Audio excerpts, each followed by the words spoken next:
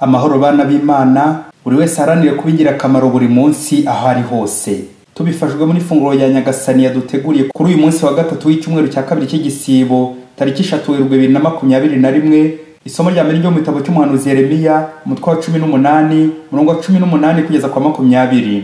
Abanzi banjye baravuga ngo nimuze dutegura imigambi irwanya Yeremiya, kuko nitumara kumwigizayo ntituzabura abandi bahereza bitambo ngo batwigishe itegeko ry'Imana, n'abashesha kanguhe ngo batugire inama, cyangwa abahanuzi ngo batubwire ijambo ryayo. Uhora ndakwingize ngo ntege amatwi kandi wumve ibyo abandega bavuga. Ese inyiturano y'ineza ni nabi? Bo barancurira urwobo ngo ngwemo. Ibuka ukuntu naguhagaze imbere kugira ngo bakureho uburakari bwawe. Iryo ni ijambo ry'Imana. Zaburi ya 31. Mana yanjye unkize ugiriye impuhwe zawe, ngo wotora mutego banteze, kuko ari wo mbaraga zanjye. Kiza ubugingo bwanjye mu maboko yawe, ni wowe uncungura uhoraho Mana nyirukuri. Numva rubanda bamvuga nabi ngo yaciye igikuba hirya no hino, nuko bishyira hamwe barankomanyiriza, barya imigambi yo kuncuza ubugingo. Ariko ndakwiringiye uhoraho, ndavuga nti Imana yanjye ni wowe. Ibihe byanjye biri mu kiganza cyawe, ngaho rero ngo botora mu maboko y'abanzi banyibasiye. Mana yanjye unkize ugiriye impuhwe zawe. Nyagasani Yesu nabane namwe. Amagambo mu Ivanjili ntagatifu Yesu Kristo ko yanditswe na Matayo, umutwe wa 20, umurongo wa 17 kugeza kwa 28. Muri icyo gihe Yesu akabarazamuka yerekeza i Yerusalemu, ashyira aba 12 ukwabo, maze ababwirira mu nzira ati: dore tuzamutse tujye Yerusalemu, maze umwana w'umuntu azagabizwa abatware bahereza bitambo n'abigisha amategeko. Bazamucira urubanza rwo gupfa, bazamugabiza abanyamahanga kugira ngo ashinyagurirwe, akubitwe, maze bamwe ku musaraba, ariko ku munsi wa gatatu azazuke. Nuko nyina wa bene Zebedayo asanga Yesu ari kumwe n'abahungu be bombi, arapfukama ashaka kugira icyo amusaba. Yesu aramubaza ati: urashaka iki? Undi aramusubiza ati: dore aba bahungu banjye bombi, tegeka ko bazicarana nawe, umwe iburyo undi ibumoso mu ngoma yawe. Yesu arabasubiza ati: ntimuzi icyo musaba, mushobora se kunywera ku nkongoro ngiye kunyweraho? Baramusubiza bati: turabishobora. Yesu ati: koko muzanywera ku nkongoro yanjye, naho kwicara iburyo n'ibumoso bwanjye sinjye ubitanga, nibyo abo data yabigeneye. Abandi 10 babyumvise barakarira abavandimwe bombi.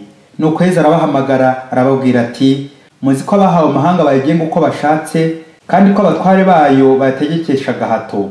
Kuri mwebwe rero si uko bimeze. Aho gushaka kuba mukuru muri mwe, nigira umuhereza wanyu. Uzashaka kandi kuba uwa mbere muri mwe, azihindura umugaragu wanyu. Ni nk'uko umwana w'umuntu ataje gukorerwa, ahubwo yaje gukorera abandi no gutanga ubugingo bwe ngo bube incungu ya benshi. Iyo ni Ivanjili ntagatifu. Bakristo bavandimwe, Kristo naganze mu mitima yacu. Amasomo y'uyu munsi aradufasha kuzirikana ku ngingo igira iti: bera abandi ingirakamaro, bityo ugashira abandi bagashisha. Ntabwo bitunguranye mu gisibo kuba Nyagasani ari gutwibandaho muri iki gihe cy'igisibo nyine, adusaba gutiyemera, gutirata no gutishyira hejuru, aribyo bizutera gukandagira abandi, tukabacurira imigambi mibisha yo kubashyigingiza, kubatsikamira. Abantu bari badufitiye akamaro muri sosiyete tukabicisha, abagaragu b'Imana tukabagirira nabi.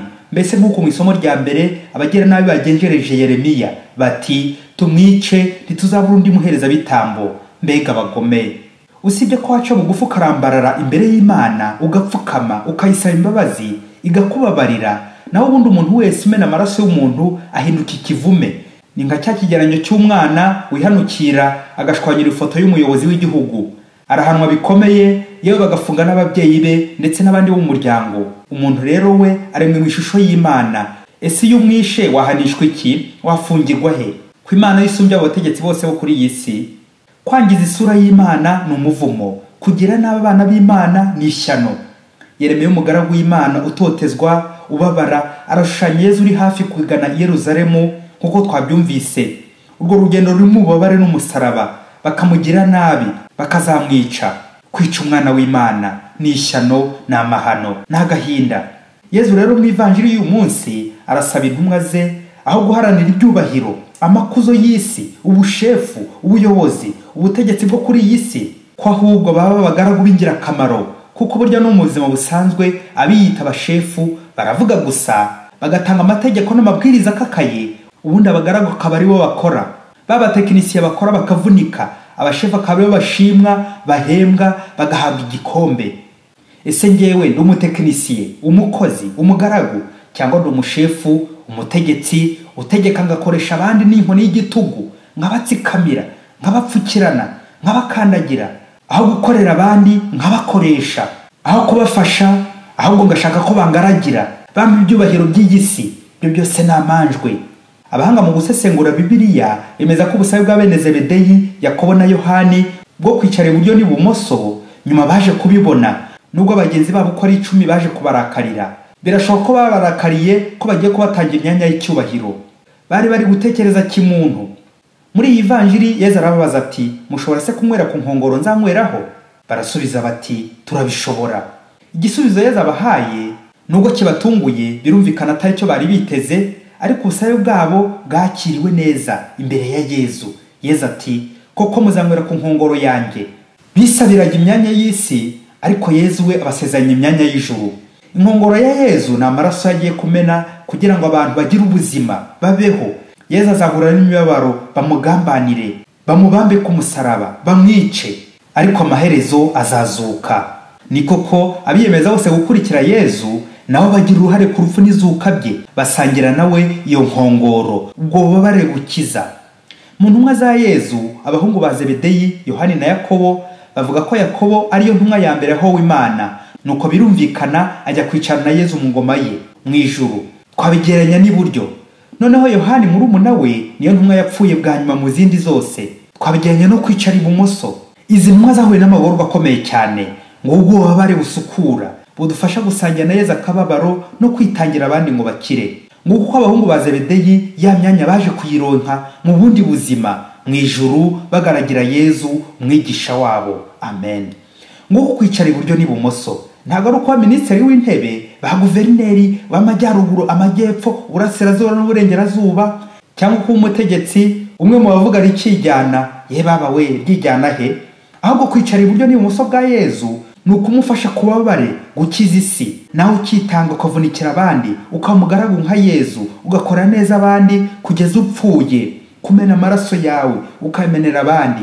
Wasanga mu buzima bwanjye nanjye nikunda, ngashaka kwikubira, nkurura nishyira aho guhereza abandi. Ese nshobora kwigomwa ikintu kimfitiye akamaro ngagihereza abagenzi banjye kugira ngo bagire ubuzima, babeho? Nshobora kwigomwa imyambaro, ifunguro, igihe cyanjye nkigomwa rumwe mu ngingo z'ubuzima nkaruhereza undi akabaho? Umunsi umwe hirya kure muri Afurika, Gafirimbi yigeze ategura umugambi mubisha wo kwica Kaneza n'umuryango we, kuko Kaneza yaratangiye kumukirana amurusha ubukungu, kandi barabyirukanye, baraniganye.